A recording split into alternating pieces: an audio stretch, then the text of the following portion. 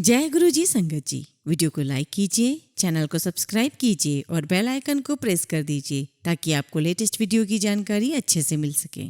जय गुरु जी संगत जी। गुरु जी का अनंतम अनंतम शुक्राना। गुरु जी के श्री चरणों में कोटि कोटि प्रणाम और गुरु जी की प्यारी प्यारी सभी संगत को जय गुरु जी। संगत जी, आज का सत्संग बहुत सुंदर है, बहुत खास है। गुरु जी की प्यारी और पुरानी संगत का सत्संग है। और संगत जी, सत्संग बहुत सुंदर है, आप बिल्कुल भी मिस मत करिएगा।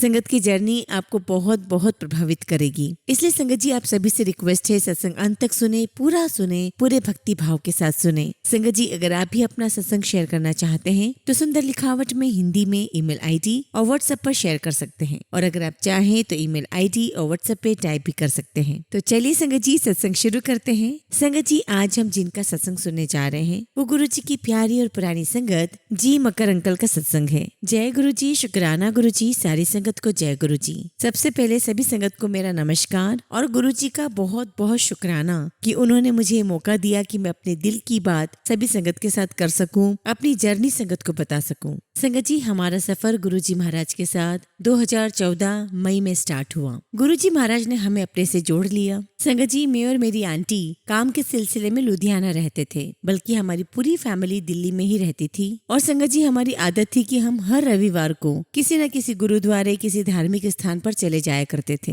एक बार संगत जी, मेरी आंटी ने मुझसे कहा कि गुरु जी के बारे में बहुत सुना है, दिल्ली के भाटी माइंस वाले, और उनका जन्म स्थान डुगरी भी है, तो क्यों ना इस बार हम डुगरी होकर आ जाते हैं। और संगत जी, हम दोनों डुगरी के लिए निकल पड़े, जबकि हमें वहाँ का एड्रेस कुछ भी पता नहीं था। और हम लोगों से पूछते हुए डुगरी पहुँच गए। और संगत जी, वहाँ जाके हमें पता चला कि डुगरी का मंदिर रोज नहीं खुलता था। डुगरी का मंदिर फर्स्ट वीक के फर्स्ट संडे को ही खुलता था। और हम बहुत किस्मत वाले थे संगत जी कि जब हम डुगरी पहुँचे तो वो फर्स्ट वीक का फर्स्ट संडे ही था। और संगत जी, हमने सत्संग में सुना कि गुरु जी अपने आप सभी संगत को अपने पास बुलाया करते थे। और हमें भी विश्वास हो गया कि ये गुरु जी ने ही हमें बुलाया है, क्योंकि हम फर्स्ट वीक और first Sunday off the month पहुंचे थे। और संगत जी, डुगरी में हमें बहुत अच्छा लगा। गुरु जी के मंदिर में बहुत आनंद आया, बहुत सुकून और शांति मिली। और संगत जी, जब हम वापसी के लिए निकले तो हमारे साथ दो संगत और कार में चले थे। और उनसे बात करते करते पता चला कि हम लुधियाना में जहाँ रह रहे थे वहीं उसी कॉलोनी में एक गली छोड़कर ही हर रविवार को वहाँ पर सत्संग होता है। तो संगत जी, हमने भी हर रविवार शाम को 6 से 7 सत्संग अटेंड करना शुरू कर दिया। और संगत जी, रोज जाने के कारण हमारी भी इंटीमेसी हो गई और हमें बहुत अच्छा लगने लगा। और जिस संगत के घर पे सत्संग होता था, ये उनकी ड्यूटी थी कि वो अपने घर पे चाय प्रसाद, कड़ा प्रसाद बनाते थे और पकोड़ा प्रसाद बनाया करते थे और सभी संगत को वो बांटते थे। अब संगत जी, हमारे बच्चे जो दिल्ली में रह रहे थे, उनका एक दिन फोन आया और कहते हैं कि मम्मी पापा, बहुत हुआ, आप लोग लुधियाना में बहुत रह लिए, अब आप दोनों दिल्ली आ जाओ, अब हम लोग सब साथ में ही रहेंगे। संगत जी, मैं नवंबर 2014 की बात कर रहा हूँ। जब परिवार वालों ने कहा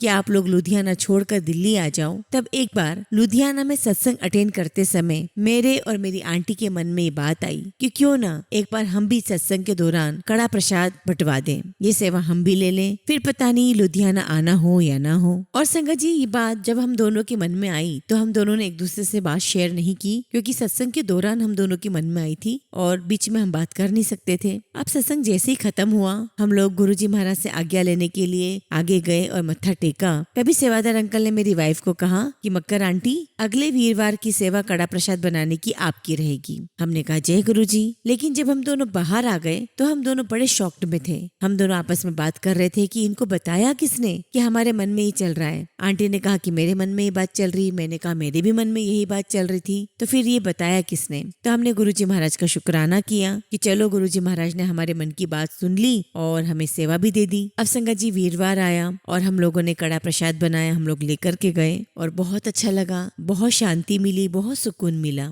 अब संगत जी, जब सत्संग समापन हो गया तो सारी संगत चली गई थी, कोई 4-5 संगत बची हुई थी। तो मैंने उनको जाकर के पूछा, मैंने कहा कि हमारा नाम तो हमने लिखवाया भी नहीं, तो फिर हमारी ड्यूटी कैसे आ गई, हमें ये सेवा कैसे मिल गई। तो वो कहने लगे कि मुझे नहीं पता कि आपका नाम कैसे आया। तो मैंने कहा कि ठीक है, शायद वो जगह खाली रह गई होगी, तो आप लोगों ने सोचा होगा कि चलो मकर अंकल का नाम लिख देते हैं। और संगत जी, प्लीज आप यहाँ ध्यान दे देना। जिन संगत से मेरी बातचीत चल रही थी उन्होंने अपनी जेब से एक पॉकेट डायरी निकाली और संगत जी उन्होंने हमें वो डायरी दिखाई और कहा कि मक्कर अंकल बिल्कुल भी भ्रम मत करो, ना तो मैंने नाम लिखा है और जिसने भी नाम लिखा है तब से नाम लिखे हुए ही हैं और आज नवंबर 2014 है और मेरी डायरी दिसंबर 2015 तक पहले से फील है और तब तक हर एक थर्सडे बुक है, सबका नाम लिखा हुआ है। तो मैंने कहा कि फिर हमारा नाम कैसे आ गया, हम पिछले हफ्ते ही तो डुगरी आए थे और अब नाम भी आ गया। तो वो कहने लगे कि ये तो आप जाने और वो जाने, मैंने तो आपका नाम नहीं लिखा है, क्योंकि अगर आज नाम लिखवाने की फ्रीडम होती खुद का तो मैं अपना ही नाम लिखवाता, क्योंकि आज तो बहुत बड़ी पूर्णमासी है। आज तो गुरु नानक देव जी का जन्म दिवस है और बहुत बड़ा दिन है, इसलिए किसी भी प्रकार का भ्रम मत करो। तो संगत जी हमारे मन में बात आ गई कि इस प्रकार गुरुजी महाराज ने हमारी बात सुनी, इस प्रकार गुरुजी महाराज ने हमारी मुराद पूरी कर दी। हमें बहुत आश्चर्य हुआ कि जो सेवादार है जिनके पास डायरी थी और उसमें 1 साल तक की बुकिंग थी कि कब किसको सत्संग करना है, कड़ा प्रसाद बनाकर लेकर आना है। और संगत जी सोचिए कि हम बस जुड़े ही थे और उसमें हमारा भी नाम शामिल था। तो सोचिए संगत जी कि उनके पास तो ये डायरी बहुत पुरानी थी, बहुत पहले से थी, यानी ये सब कुछ प्री डिसाइडेड था। गुरुजी महाराज ने पहले ही तय कर रखा था कि कौन कब आएगा और सत्संग करेगा। इस प्रकार संगत जी हमारा पहला एक्सपीरियंस गुरुजी महाराज के साथ रहा। ये गुरुजी की महिमा है संगत जी। उसके बाद संगत जी हम लोग दिल्ली आ गए। संगत जी दिल्ली आए तो बच्चे चाहते थे कि हम दिल्ली वाला मकान बेच करके गुड़गांव में ले लें। तो संगत जी हमने मकान को बेचने की कोशिश शुरू कर दी और गुरुजी महाराज से अरदास भी लगाई। और संगत जी गुरुजी महाराज की कृपा से हमारे मकान की जो मार्केट प्राइस थी उससे कहीं ज्यादा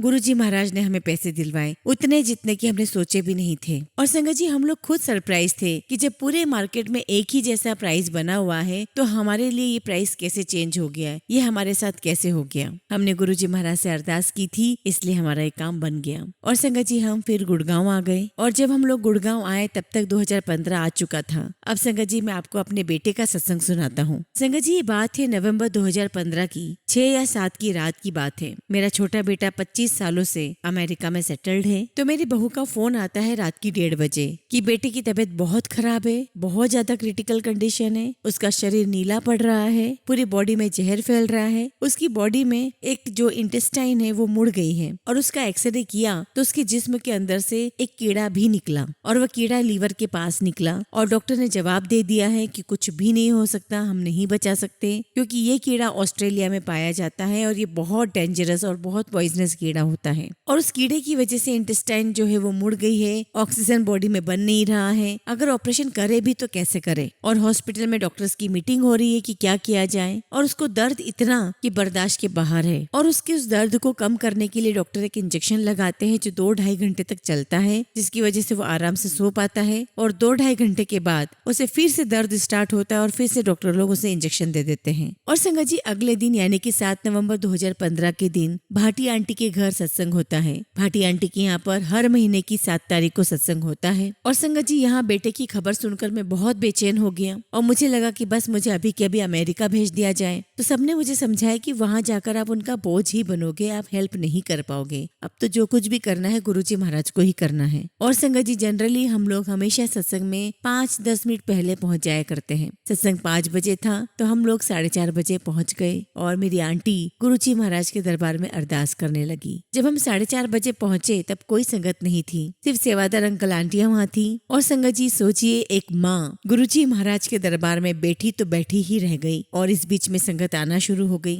और अपने बेटे में और गुरुजी महाराज में जो उसका ध्यान लगा तो वो मोबाइल को स्विच ऑफ करना भूल गई और वो अरदास कर रही है कि गुरुजी मेरा बेटा बहुत परेशान है, आज तो तुसी अमेरिका चलो, आज यहाँ पर नहीं गुरुजी, आज यहाँ नहीं हो गया, आज आप अमेरिका चलो, गुरुजी मुझे मेरा बेटा वापस दे दो। और कहा कि गुरुजी महाराज जहाँ हमारी सोच खत्म होती है वहाँ से तो आपकी सोच शुरू होती है, गुरुजी महाराज मेरे बच्चे पे कृपा करें। और संगत जी मेरी आंटी इतनी ज्यादा वहाँ रो रही है बैठ करके और गुरुजी महाराज से लगातार अरदास कर रही है, उसे ये होश ही नहीं कि संगत आ रही है जा रही है, उसे कुछ भी पता नहीं। संगत जी आप ये सुनकर हैरान रह जाएंगे कि 5:50 पर फोन आ जाता है, जबकि फोन का स्विच ऑफ होना बहुत ज्यादा कंपलसरी है, किसी भी सत्संग का ये उसूल है। और संगत जी हमारी भी आदत यही थी कि हम कभी भी किसी भी सत्संग में जाते तो अपना मोबाइल बंद ही रखते, लेकिन उस दिन वो मोबाइल क्यों चालू रह गया ये तो गुरुजी महाराज ही जानते हैं। अब 5:50 पर टेलीफोन की घंटी बजती है और मेरी आंटी मोबाइल फोन लेकर के बाहर चली जाती है दरबार से। उसके मन में तो यही आया कि मेरी बहू बात करेगी, लेकिन संगत जी मेरी वाइफ आवाज सुनकर हैरान रह गई। वो आवाज मेरे बेटे की थी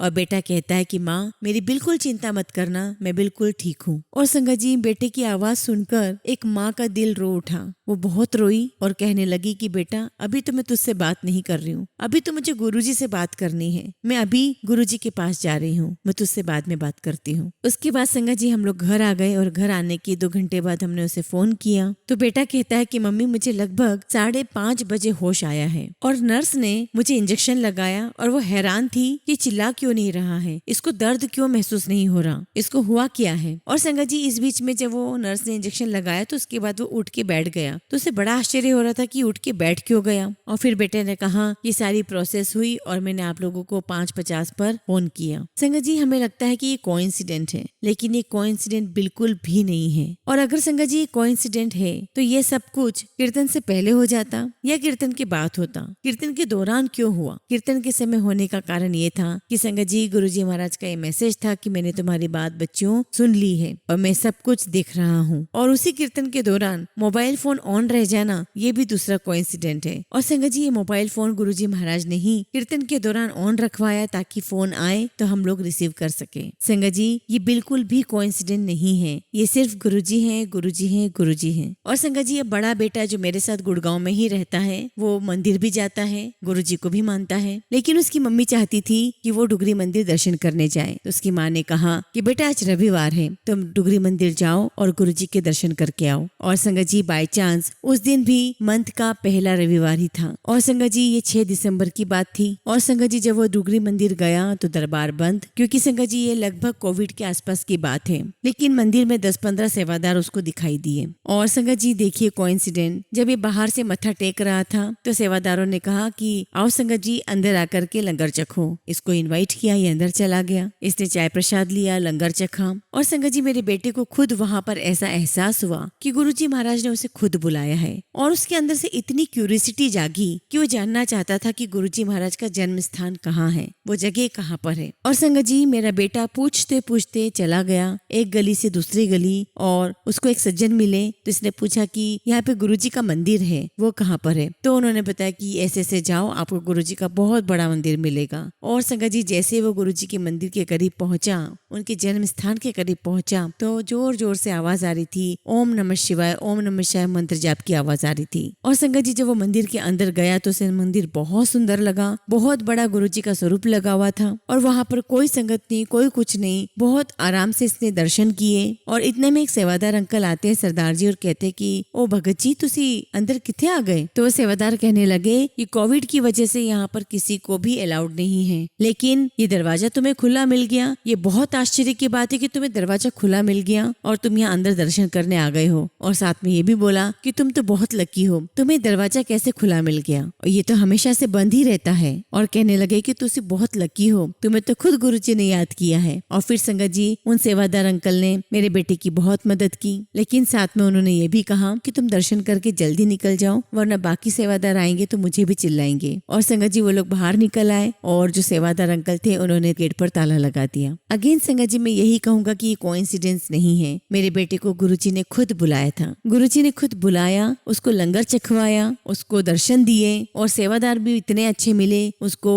मत्था टेकने की इजाजत दी। और जब वो बाहर आए तो सेवादार ने उनको गुरुजी पर चढ़े हुए सारे फूल दिए और वहाँ के गमले की मिट्टी भी थोड़ी सी ला करके दी। और संगत जी जैसे उन सेवादार अंकल ने गेट पे ताला लगाया, सामने से देखते हैं तो वही 10-15 संगत आ रही थी। और तभी वो सेवादार अंकल मेरे बेटे से कहते हैं कि देख लो सभी लोग आ रहे हैं और हमेशा यहाँ पर हम ताला लगा करके रखते हैं, तुम बहुत लकी हो क्योंकि तुम्हें गेट खुला मिल गया और तुम्हें गुरुजी महाराज के दर्शन हो गए, तुम्हें तो खुद गुरुजी महाराज ने ही बुलाया था। लख लख शुक्राना गुरुजी, कोटि कोटि शुक्राना, अनंतम अनंतम शुक्राना। संगत जी गुरुजी महाराज की बहुत बहुत ब्लेसिंग्स मेरे पूरे परिवार के ऊपर है। जय गुरुजी, शुक्राना गुरुजी। संगत जी अगला सत्संग हम गुरुजी की ही प्यारी और पुरानी संगत पुष्पेंद्र अंकल का सत्संग सुनेंगे। जय गुरुजी, शुक्राना गुरुजी, सारी संगत को जय गुरुजी और गुरुजी गुरुजी का कोटि कोटि प्रणाम, लख लख शुक्राना कि उन्होंने मुझे मौका दिया कि मैं आप सबके साथ अपनी जर्नी शेयर करूं। संगत जी बात 1995 की होगी और संगत जी मैं नॉर्मली मंदिर गुरुद्वारे नहीं जाता हूं। पहले मेरे फादर गुजर गए और उसके कुछ समय के बाद मेरी मदर भी गुजर गई। उस टाइम पे संगत जी मुझे बहुत लोनली सा फील हो रहा था और मेरी तबीयत बहुत खराब थी और संगत जी मेरी कंडीशन ऐसी थी कि मुझे हॉस्पिटलाइज कर दिया जाए। और संगत जी उन्हीं दिनों मुझे गुरुजी के बारे में पता लगा, गुरुजी का बुलावा आया। संगत जी जब मुझे गुरुजी महाराज के बारे में पता चला तब उन दिनों में किसी भी ज्योतिषी पंडित किसी पर भी बिलीव नहीं करता था और संगत जी मैं बहुत अपसेट था, मेडिकली में फिट नहीं था। और उन्हीं दिनों शाम को मैं अपनी वाइफ के साथ गुरुजी महाराज के दरबार गया और संगत जी जब मैं और वाइफ दोनों वहाँ गुरुजी महाराज के दरबार के लिए गए, बहुत सुंदर एम्बियंस, बहुत प्यारा दरबार, और गुरुजी को देखा तो उनको देखते ही रह गए। इतने सुंदर गुरुजी, इतने प्यारे, उनके ऊपर से उनके चेहरे से नजर ही नहीं हट रही थी। हम उनको मत्था टेकने के लिए गए और संगत जी गुरुजी महाराज मुझे देखकर पंजाबी में कहते हैं, और पुष्पेंद्र बड़ी देर बाद आया तू। और संगत जी मैंने और मेरी वाइफ ने एक दूसरे को देखा, हम यही सोच रहे थे कि गुरुजी महाराज को हमारा नाम कैसे पता है। एनीवे संगत जी हम लोग दरबार में बैठे, हम लोगों ने ध्यान लगाया और 10-15 मिनट तक ही हमारा ध्यान लगा। हमने शब्द कीर्तन सुने और उसके बाद दिमाग में सारे इम्पोर्टेंट काम याद आते जा रहे थे कि मुझे यहाँ जाना है, यहाँ ये काम करना है, वहाँ वो काम करना है। लेकिन संगत जी जैसे जैसे गुरुजी महाराज के स्थान पर जाने लगे धीरे धीरे हमारा फोकस बनता चला गया और हम घंटों घंटों गुरुजी महाराज के पास ध्यान में बैठते थे। और संगत जी आप सरप्राइज करेंगे कि गुरुजी महाराज का इतना करिश्मा था कि कहाँ मैं 10 बजे सो जाया करता था, आंखें अपने आप ही नींद की वजह से लाल हो जाया करती थी और संगत जी मैं 10 बजे तक सो जाया करता था। लेकिन संगत जी गुरुजी का करिश्मा ऐसा देखिए कि जब हम एम्पायर स्टेट जाते थे तो गुरुजी महाराज की महिमा सुनने के लिए संगत वहाँ पर बहुत बहुत देर तक बैठी रहा करती थी। और संगत जी मैं और मेरी वाइफ का गुरुजी महाराज के मंदिर में जाना होता था और हम वहाँ पर रात की 2-2, 3-3, 4-4 बजे तक रुका करते थे। और संगत जी जब हम गुरुजी महाराज के सामने इस प्रकार से बैठते थे तो ना तो उबासी आती थी ना नींद आती थी। और संगत जी हम लोग वहाँ पर बैठते थे, भजन कीर्तन चलते थे, हमने वहाँ का हर एक मोमेंट एंजॉय किया। गुरुजी महाराज हमारे साथ बहुत हंसी मजाक भी किया करते थे और लिटरली संगत जी हमने अपनी लाइफ का बेस्ट पार्ट जिया है वहाँ पर और वो मोमेंट आज भी मुझे याद आते हैं। और संगत जी मुझे बहुत आश्चर्य होता था खुद के ऊपर कि कहाँ मेरे जैसा इंसान मंदिर गुरुद्वारे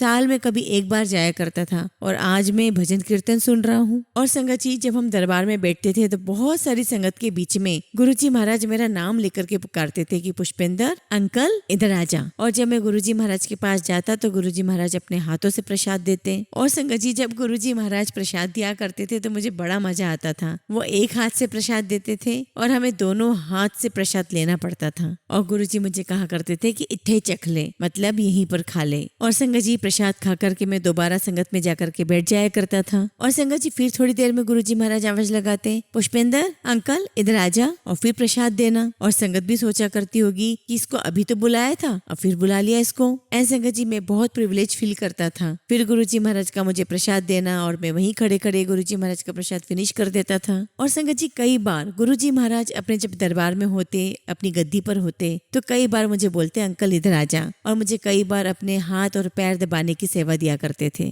और संगत जी जब वो मुझे बुलाया करते थे तो एक बार मेरे मन में आया कि गुरुजी मुझे इतनी बार बुलाते हैं अपनी सेवा करने के लिए, मेरी वाइफ अन्नू को क्यों नहीं बुलाते। और संगत जी मैं नीचे बैठा हूँ, गुरुजी की सेवा कर रहा हूँ, गुरुजी गद्दी पर बैठे हुए हैं और मैं उनके पैर दबा रहा हूँ। तभी संगत जी गुरुजी मुझे कहते कि रुक जा, बुला अपनी आंटी नू। तो संगत जी मैं अपनी वाइफ को बुलाता हूँ अन्नू को, अन्नू आगे आती है तो गुरुजी उसे कहते हैं कि बैठ जा और बोलते हैं ये मन में सोच रहा था तेरे बारे में कि तुझे सेवा नहीं मिलती, बैठ जा, तुझे सेवा मैंने दे दी। और संगत जी मैं इतना हैरान परेशान की बात मेरे मन में थी, गुरुजी महाराज को कैसे पता। अब संगत जी मेरे साथ साथ अन्नू को भी सेवा मिल गई। अब संगत जी मैं आपको बताना चाहता हूँ कि मेरा दिल्ली में जुपिटर कारपेट के नाम से बिजनेस है। अब हुआ ये संगत जी कि एम्पायर स्टेट में कुछ कारपेट्स लगने थे तो मैंने गुरुजी से पूछा कि गुरुजी कौन से रंग का कारपेट लाना है, और गुरुजी हंस के कहते लाल रंग दा ला दे, लाल रंग दा। मैंने कहा ठीक है गुरुजी। तो संगत जी कारपेट लग गया, कारपेट इंस्टॉल हो गया and I was sitting in the office. तो मुझे लगा कि मुझे एम्पायर स्टेट में कॉल करके पूछना चाहिए। और संगत जी मैंने लैंडलाइन पे फोन किया और मैंने कहा कि जी मैं पुष्पेंद्र बोल रही हूँ जुपिटर कारपेट। तो वहाँ से आवाज आई हाँ हाँ बोल। मैंने फिर कहा कि मैं पुष्पेंद्र बोल रहा हूँ जुपिटर कारपेट। तो कारपेट ठीक लग गया?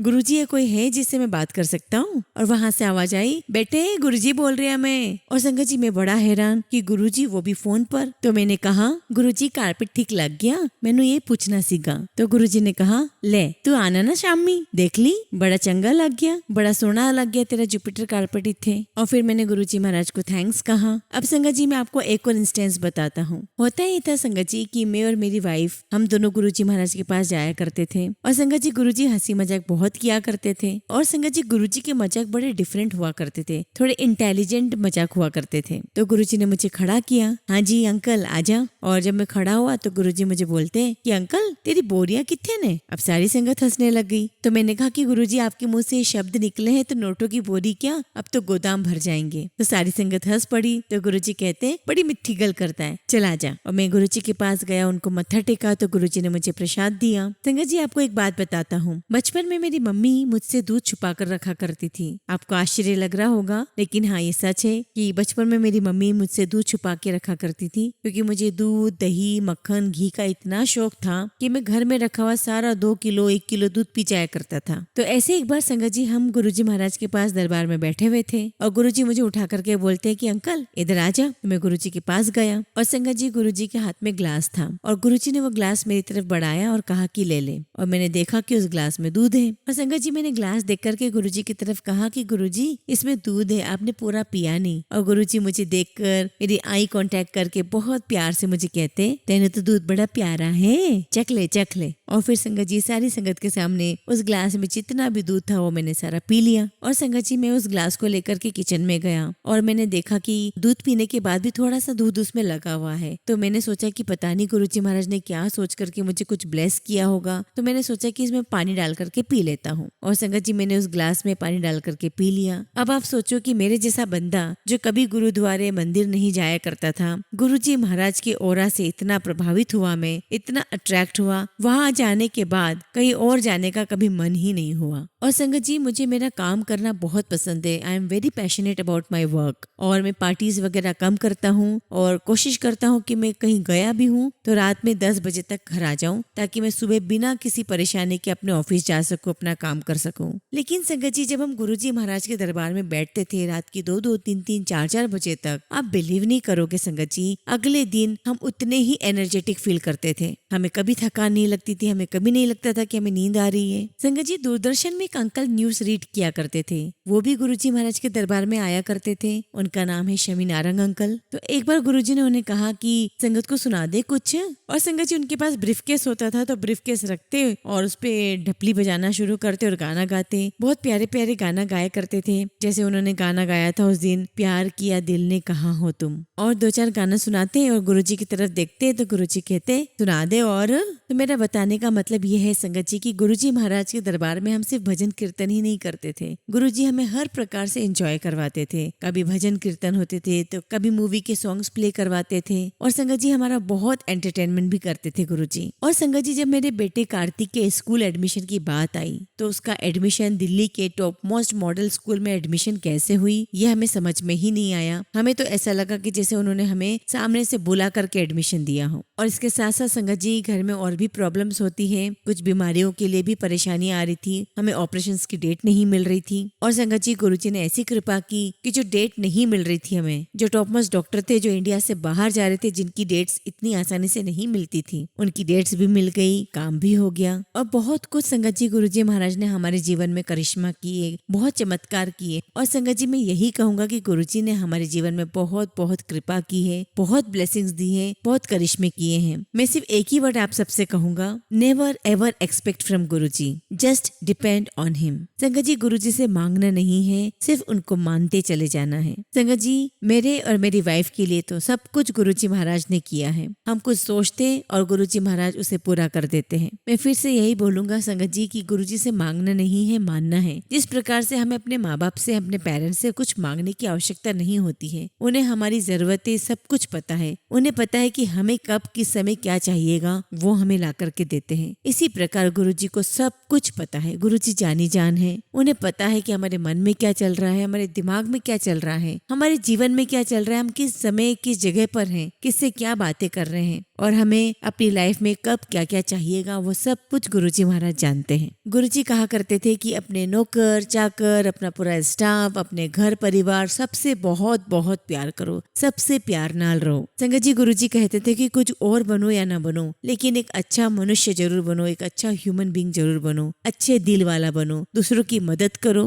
और मदद भी ऐसी करो कि एक हाथ से कर रहे हो तो दूसरे हाथ को खबर ना हो, उसका दिखावा मत करो। संगत जी, मैं अपने सत्संग को इन्हीं शब्दों के साथ विराम करना चाहूंगा कि गुरुजी महाराज की असीम कृपा मुझ पर, मेरे परिवार पर बनी हुई है। मैं यही अरदास करता हूँ कि गुरुजी आपकी ऐसी कृपा मुझ पर, मेरे परिवार पर बनी रहे, पूरे संगत परिवार पर बनी रहे। हम सबको अपने चरण शरण में रखना गुरुजी। जय गुरुजी, शुक्राना गुरुजी। संगत जी, अगला सत्संग हम एक आंटी का सुनेंगे और आंटी ने अपना सत्संग हमें व्हाट्सएप के थ्रू सेंड किया है और आंटी अपना नाम गुप्त रखना चाहती हैं। संगत जी, आंटी की ये जर्नी बहुत प्यारी है, आप अंत तक सुने। जय गुरुजी, शुक्राना गुरुजी। सारी संगत को जय गुरुजी। ओम नमः शिवाय, शिवजी सदा सहाय। ओम नमः शिवाय, गुरुजी सदा सहाय। संगत जी, ये मेरा दूसरा सत्संग है और मैं नहीं जानती कि गुरुजी मुझसे क्या बुलवाना चाहते हैं, क्योंकि इतना तो मुझे ज्ञात हो ही चुका है कि गुरुजी की इच्छा के बिना इस सृष्टि का एक कण भी नहीं हिल सकता। जैसा कि दिव्य आभा में मैंने गुरु का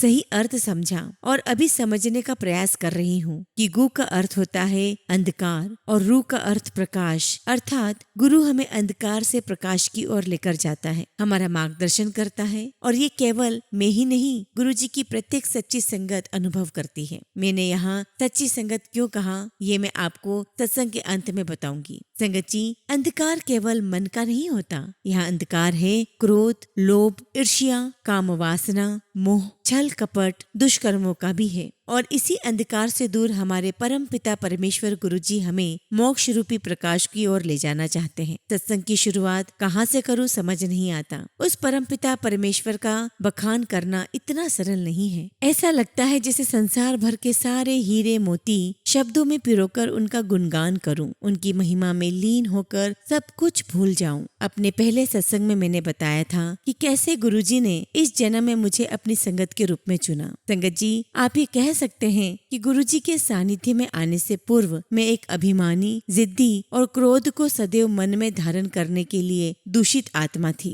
संयम मुझ में दूर दूर तक नहीं था, परंतु अब जब मैं स्वयं को देखती हूँ या मेरे आसपास के लोग मुझे देखते हैं तो मैं पूर्ण रूप से एक परिवर्तित व्यक्तित्व हूँ। गुरुजी कहते थे कि अपने मन का भांडा साफ करो और विश्वास कीजिए संगत जी, मैं बहुत प्रयास कर रही हूँ अपने मन का भांडा साफ करने का। क्रोध, अभिमान, ईर्ष्या, निंदा, लालच और किसी को दोष देने जैसी कुकर्मों से स्वयं को दूर रखने का बहुत प्रयास कर रही हूँ। मैं प्रयासरत हूँ कि गुरुजी के वचनों का पालन करूँ। जब पहली बार गुरुजी का स्वरूप मिला तो गुरुजी का संदेश आया कि तेरे घर आ रहा हूँ। कड़ा प्रसाद से भोग लगाई, मन बहुत प्रसन्न था कि वो घर आ रहे हैं। हमने कड़ा प्रसाद का भोग लगाया, बहुत सत्संग सुने, पूरा दिन सत्संग सुनती थी और गुरुजी के सत्संगों के द्वारा ही उनके बारे में बहुत कुछ जानने को मिला। मैं आज भी बहुत सत्संग सुनती हूँ, विशेष तौर पर टीना आंटी और पुरानी संगत के सत्संग तो मैं हर दिन सुनती हूँ। संगत जी, गुरुजी का साथ केवल आपका साथ नहीं होता, आपके पूरे परिवार या आसपास के लोग जिन्हें गुरुजी चाहे उन सबका भी साथ होता है। ये मैंने अपने खुद से अनुभव से सीखा है। मेरे पति विदेश में रहते हैं। जब मैंने उन्हें गुरुजी के बारे में बताया तो उन्होंने सब कुछ बहुत ध्यान से सुना, परंतु कुछ विशेष टिप्पणी या प्रतिक्रिया नहीं दी। जैसा कि मैंने पहले सत्संग में बताया था कि 2021 में मैं अपने पति के साथ ही बड़े मंदिर गई थी, लेकिन कोविड के चलते हमें बाहर से ही वापस आना पड़ा। संभवतः इसके चलते ही उन्होंने कोई प्रतिक्रिया नहीं दी, जो कि स्वाभाविक था। फिर मैंने उनसे कहा कि हो सकता है कि आपको भी वहाँ तितली के रूप में या मोर के रूप में गुरुजी के दर्शन प्राप्त हो जाए। वो पूरे परिवार पर कृपा बरसाते हैं, फिर चाहे कोई भी कहीं भी क्यों न हो। उन्होंने कहा यहाँ ऐसा संभव हो ही नहीं सकता। तितली मोर छोड़ो, यहाँ तो कबूतर भी मुश्किल से दिखाई पड़ते हैं। संगत जी, मेरे पति एमिरेट्स कंपनी में रैंप ऑफिसर हैं, तो संगत जी एयरपोर्ट पर रैंप पर या इंटरनल ऑफिस में ये असंभव सा ही है। फिर मैंने उनसे कहा अच्छा कोई बात नहीं, देखते हैं। मेरा विश्वास गुरुजी पर अटूट था। मैंने गुरुजी के स्वरूप के आगे जाकर कहा, हे मेरे गुरु पिता, आप सर्वज्ञ हो, अपनी भक्त के विश्वास की लाज रखना। ये परीक्षा मेरी नहीं आपकी है, एक भक्त की अपने ईश्वर पर विश्वास की है।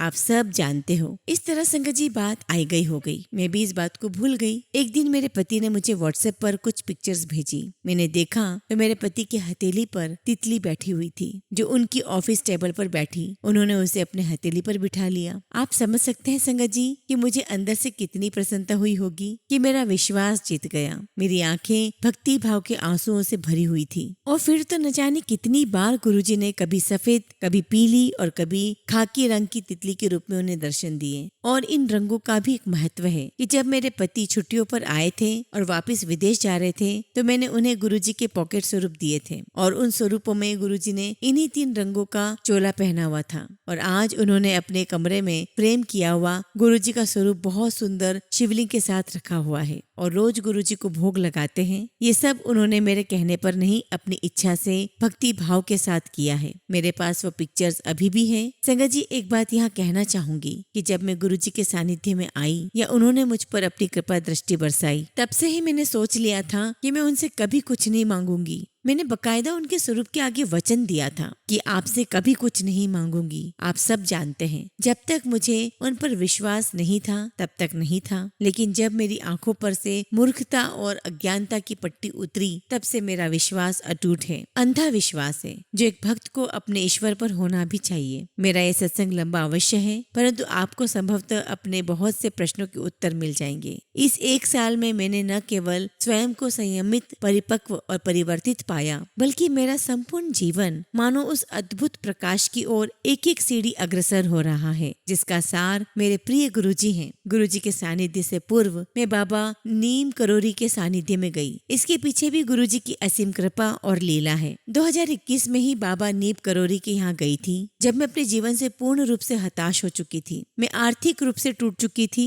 ऋणग्रस्त थी। मेरे एक मित्र ने मुझे एक पंडित जी से मिलने के लिए कहा कि वो बहुत अच्छी पत्रिका देखते हैं, तुम वहाँ जाओ, क्या पता कोई हल निकल आए। उस समय गुरुजी से तो नहीं मिली थी, इसलिए इधर उधर बस भटक रही थी। तो मैं उन पंडित जी के पास गई, उन्होंने सब बताया। फिर उनसे बात करते करते मेरी दृष्टि उनकी गद्दी के पीछे लगे बहुत बड़े स्वरूप पर पड़ी, जो कि बाबा नीम करोरी का था। मैं उनके बारे में तब नहीं जानती थी। मैंने पंडित जी से उनके बारे में पूछा तो उन्होंने बताया कि ये हनुमान जी के अवतार थे और थोड़ा बहुत उनकी महिमा के बारे में भी बताया। मैंने सुना और घर आ गई। मैंने उसे गंभीरता से नहीं लिया, लेकिन उस रात बाबा नीम करोरी ने मुझे उनके केची धाम मंदिर में उनके दर्शन दिए। मैं सुबह उठी तो कुछ समझ नहीं आया। माँ को बताया और तय कर लिया कि मुझे कैची धाम जाना है। मैंने अपने पति से कहा कि आप ट्रेन की टिकट बुक करा दीजिए। उन्होंने कहा वो तो ठीक है, लेकिन जाना कैसे है? कहाँ की टिकट बुक कर रहा हूँ, पहले आप पता तो करो। मैंने तुरंत उन पंडित जी को फोन किया जिनसे मैं मिलकर आई थी। उन्होंने सब कुछ बताया, लेकिन यहाँ एक समस्या हमारे सामने थी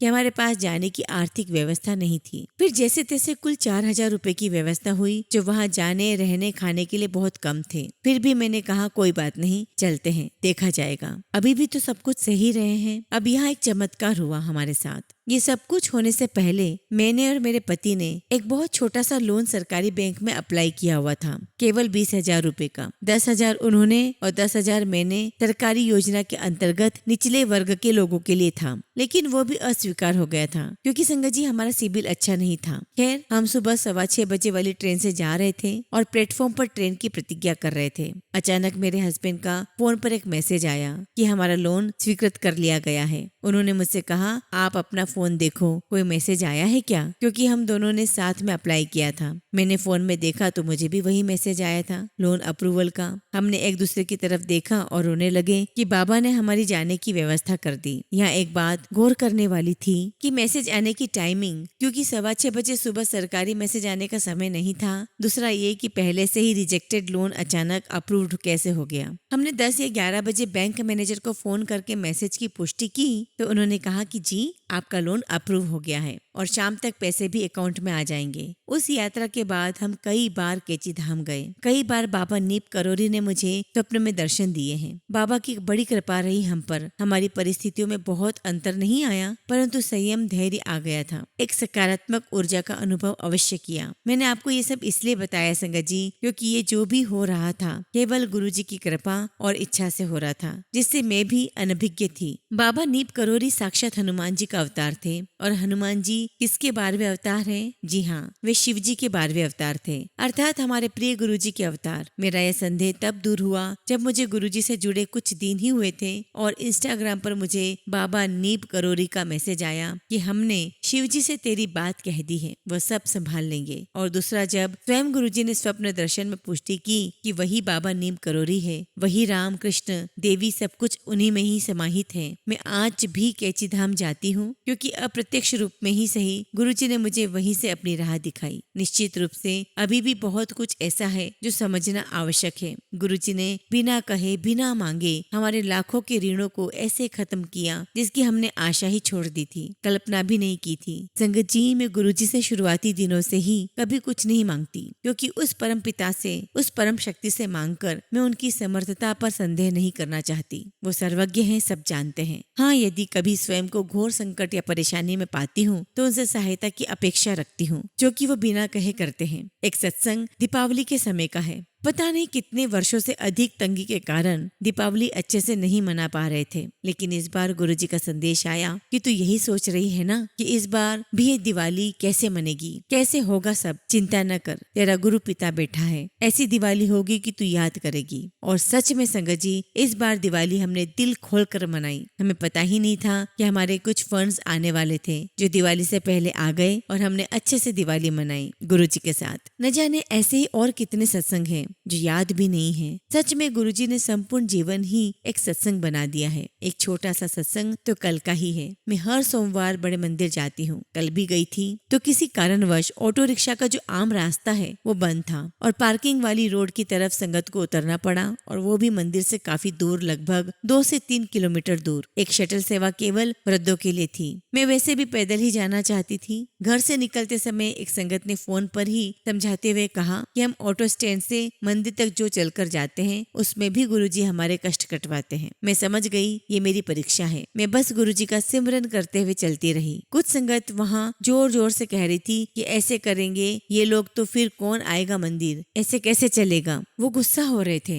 अचानक मैंने कहा, पता नहीं क्यों मेरे मुंह से निकला कि मैं तो जरूर आऊंगी, चाहे मर ही क्यों ना जाऊं। और फिर कुछ दूर चलने से कोई मर थोड़े ना जाता है, और मर भी गई तो सौभाग्य से अपने ईश्वर के चरणों में जाऊंगी। अवश्य ही गुरुजी ने मेरी बात सुन ली थी। वापस आते समय मेरी जूती से मेरे पैर में छाला पड़ गया था और मुझसे चला नहीं जा रहा था। फिर भी मैं शटल सेवा की लाइन में नहीं लगी और सोचा पैदल ही चली जाऊंगी, सह लूंगी थोड़ा दर्द, जैसी मेरी प्रभु की इच्छा। मैं जा रही थी कि अचानक एक काले रंग की गाड़ी मेरे आगे आकर खड़ी हो गई। एक आंटी आए और बोले, आप अकेले हो? मैंने कहा हाँ। मेरा मुंह नीचे था, मैंने उन्हें ठीक से देखा तक नहीं। उन्होंने आदेश सा दिया और मुझे आगे वाली सीट पर बैठने के लिए कहा। पता नहीं क्यों मैंने उनसे कुछ नहीं कहा, ना ही पूछा, और चुपचाप बैठ गई। मुझे लगा शटल सेवा होगी, लेकिन आगे चलकर पता चला कि वो उनकी निजी कार थी और पीछे वो और उनका बेटा बैठा हुआ था। उन्होंने मुझे 2 स्टेशन उतारा जो मेरे लिए बहुत सुविधाजनक था, और ये मैंने उनसे नहीं कहा था। उन्होंने स्वयं मुझे वहाँ उतारा कि मुझे जाने में आसानी होगी। ये है मेरे गुरु पिता, जिन्हें पता था कि मेरी भक्त चल नहीं पा रही होगी, कष्ट में है, फिर भी प्रयासरत है, तो उन्होंने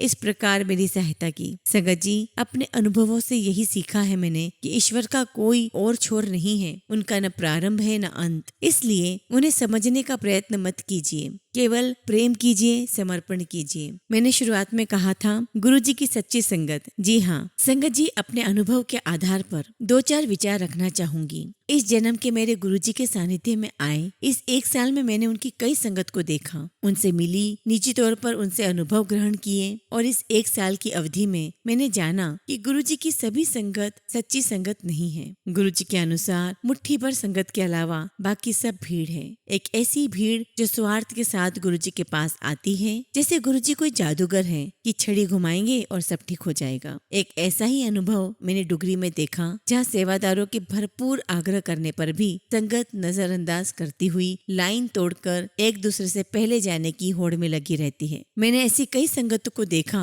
जो लाइन में खड़ी गुरुजी के सिमरन से अधिक आगे जल्दी कैसे पहुंचना है इसकी होड़ में लगी रहती है। यदि मैंने कुछ गलत कहा हो तो मुझे क्षमा कीजिएगा, लेकिन एक बार तो सेवादार अंकल ही बोल पड़े, ये संगत नहीं भीड़ है। संगत तो वो होती है जिसमें संयम, समर्पण, सबके प्रति प्रेम एवं सम्मान के भाव का समावेश हो। सच्ची संगत वही है जो किसी की निंदा करने से ही नहीं अपितु सुनने से भी बचे, जो निस्वार्थ भावना से अपने ईश्वर को अथाह प्रेम करे, गुरु जी के कहे वचनों को अपने जीवन में समाहित करने का प्रयास करे। संगत जी, मैं ज्यादा तो और कुछ नहीं कहूंगी, बस यही प्रार्थना करूंगी कि ईश्वर सबको सद्बुद्धि दे, धन से पूर्व ज्ञान दे, ताकि हमें उसका सही उपयोग करना आए। शरीर के साथ साथ ये समझ दे कि इसे आडंबरों से बचाकर सात्विक भोजन करके अपने दूषित विचारों को शुद्ध करें। विश्वास करिए, हम सभी बहुत सौभाग्यशाली हैं कि हमें गुरुजी रूपी ईश्वर का सानिध्य इस कलयुग में भी मिल पाया है। कृपया इसका मूल्य समझिए। गुरुजी की कृपा से आगे भी सत्संग करती रहूंगी। अब अपनी वाणी को मैं यही विराम देती हूँ। जय गुरुजी, शुक्राना गुरुजी।